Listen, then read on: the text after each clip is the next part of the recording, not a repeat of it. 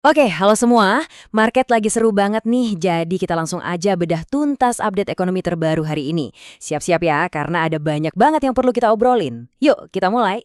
Kita langsung ke intinya aja ya. Dengan semua berita heboh yang seliweran, pertanyaan terbesarnya simple. Dompet lo gimana kabarnya di tengah semua ini? Karena jujur aja, situasinya lagi nggak biasa banget. Pertama-tama, lihat angka ini. Ini bukan harga sneaker hype ya, tapi ini prediksi harga minyak mentah. Kalau ketegangan geopolitik di Selat Hormuz makin menjadi-jadi. Artinya apa? Ya siap-siap aja inflasi bakal makin nonjok. Terus, di sisi lain, para investor saham teknologi lagi pada bengek nih. Sektor yang tadinya jadi anak emas, sekarang lagi berdarah-darah. Dan ini bukan sekedar koreksi biasa loh, ada cerita besar di baliknya.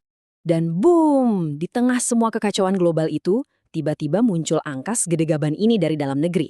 1 triliun rupiah. Pemerintah kita lagi ngapain nih pakai duit sebanyak ini? Tenang, kita bakal bongkar satu persatu.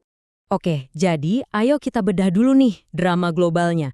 Kenapa sih pasar, mulai dari emas, perak, sampai saham tekno, kayaknya lagi ancur-ancuran barengan? Ada satu istilah kunci yang harus kalian tahu. Nah, ini dia biang keroknya, liquidity drain. Gampangnya gini deh. Bayangin lo lagi boncos gede di saham, terus lo butuh duit cepat buat nutupin. Apa yang lo lakuin? Ya lo jual barang berharga lain yang gampang cair kan? Misalnya koleksi Air Jordans kesayangan lo. Nah, itulah yang lagi dilakuin para investor kakap. Mereka jual emas dan perak buat bayar utang kerugian mereka di saham teknologi. Di setiap drama kan pasti ada yang cuan, ada yang boncos. Yuk kita kenalan sama para pemain utama di episode Market Berdarah kali ini dan gimana cara mereka main. Di sini nih, kelihatan banget bedanya. Investor retail atau kita-kita ini, banyak yang panik jual emas karena kena margin call. Intinya, mereka dipaksa jual buat nutupin utang investasinya. Sementara itu, smart money alias para paus investor justru ngelihat ini sebagai, wah, diskon gede-gedean. Mereka malah sibuk nyerok aset di harga murah. Beda kelas emang. Oke, kita geser dulu bentar dari pasar tradisional. Gimana kabar dunia kripto di tengah guncangan ini? Terutama rajanya, Bitcoin. Coba deh, perhatiin data di grafik ini. Ini penting banget. Para whales alias dompet-dompet raksasa yang isinya lebih dari 1.000 Bitcoin, jumlahnya malah terus nambah. Dan mereka bukan cuma beli loh, tapi mereka juga mindahin Bitcoinnya dari bursa ke cold storage alias brankas pribadi.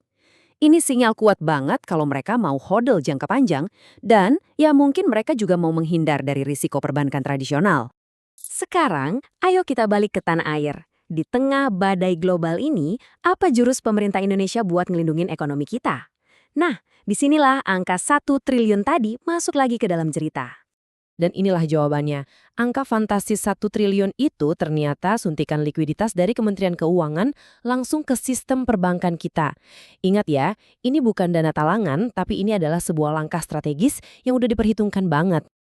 Jadi, logikanya tuh gini, simple banget sebenarnya.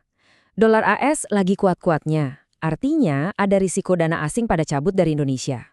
Kalau itu kejadian, bank-bank lokal kita bisa kekeringan duit. Nah, buat jaga-jaga, sebelum itu terjadi, pemerintah langsung guyur sistem perbankan pakai dana segar. Tujuannya cuma satu, biar di dalam negeri tetap ada mayem. Cerdas kan? Oke, udah lihat drama globalnya, udah lihat jurus pemerintah. Sekarang pertanyaan paling penting terus, buat kita-kita ini artinya apa? Apa poin utama yang harus kita bawa pulang dari semua ini? Ini dia, satu kalimat sakti dari analisis Wall Street yang rangkum semuanya. Keputusan The Fed buat nggak nurunin suku bunga, itu bukan cuma berita biasa. Itu tuh kayak gong tanda dimulainya era baru. Era di mana kita bisa dapat pinjaman dengan bunga super rendah, udah resmi selesai. Titik. Gamenya udah beda guys. Dan ini efek langsungnya buat lo. Siap-siap, bunga KPR, cicilan ini itu, pinjaman modal kemungkinan besar bakal naik. Kita jadi harus jauh lebih selektif dan hati-hati dalam berinvestasi. Terus, era startup yang bakar duit gila-gilaan, kayaknya bakal ngerem dikit. Dan ya, megang uang tunai atau aset yang gampang dicairin itu jadi makin penting lagi. Slogan cash is king kembali relevan. Nah, sebagai penutup, gue mau lempar pertanyaan ini ke kalian semua. Menghadapi era uang mahal kayak sekarang, di mana semuanya jadi serba diperhitungkan, strategi finansial apa sih yang bakal kalian terapin? Coba dong, spill di kolom komentar. Kita diskusi bareng, siapa tahu bisa dapat pencerahan buat satu sama lain.